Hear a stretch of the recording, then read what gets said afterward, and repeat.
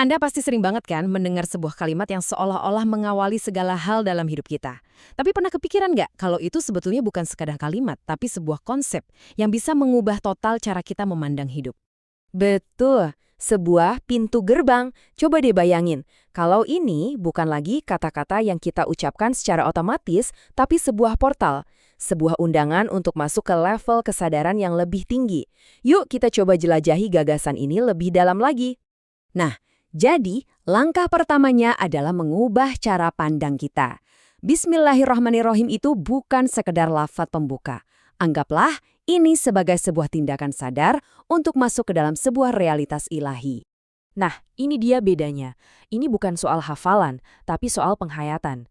Kesadaran ini tuh benar-benar meresap ke setiap sel tubuh kita, mengubah hal-hal biasa jadi terasa sakral. Ini tentang hidup di dalam maknanya, bukan cuma sekedar mengucapkannya. Oke, sekarang kita bedah lebih dalam lagi ya. Untuk bisa melewati pintu ini, ternyata ada 3 kunci yang perlu kita pahami. Setiap kata di dalamnya itu seolah-olah membuka lapisan makna yang berbeda. Nah, ini dia 3 kuncinya. Bismi, Allah, sama Ar-Rahman, Ar-Rahim. Masing-masing ini punya peran yang unik banget dalam membuka pintu kesadaran ini. Yuk kita kupas satu-satu. Oke, kunci pertama. Bismi, dengan namanya. Ini tuh pengakuan yang fundamental banget. Artinya gini, Anda sadar kalau tangan yang Anda gerakan sekarang, kata yang Anda ucapkan, bahkan detak jantung Anda, semuanya itu terjadi bukan karena kekuatan Anda sendiri, tapi karena kekuatannya yang bekerja lewat diri Anda. Lanjut, kunci kedua, Allah. Ini soal penegasan. Kemana sih tujuan akhir dan sumber dari segalanya?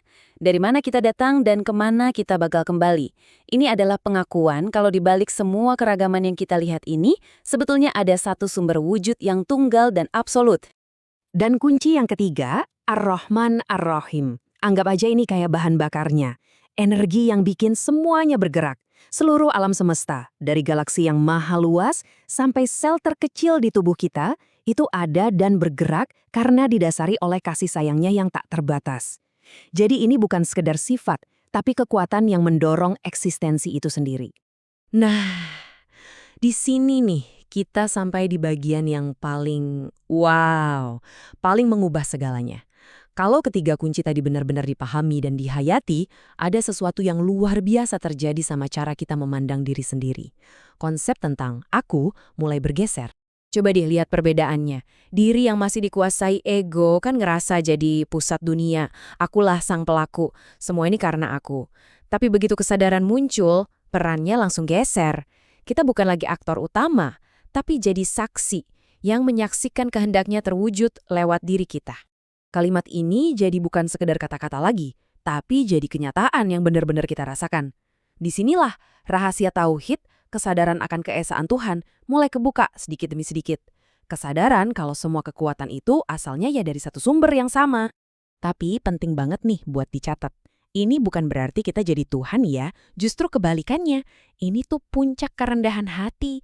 Ego kita luruh dan kekosongan itu kemudian diisi sama kesadaran akan kehadirannya yang terus-menerus.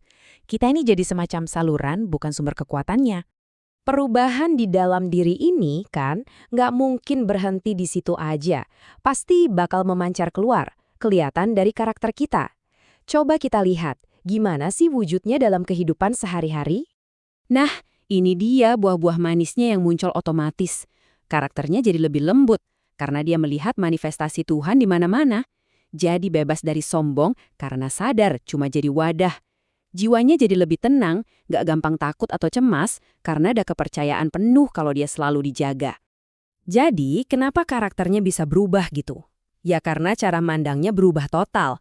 Orang lain, hewan, pohon, semua itu dilihat sebagai perwujudan dari cinta ilahi.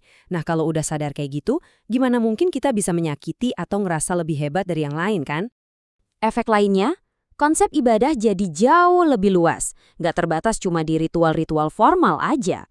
Seluruh hidup kita, setiap detiknya, bisa menjadi sebuah bentuk ibadah. Ini perubahan yang indah banget loh.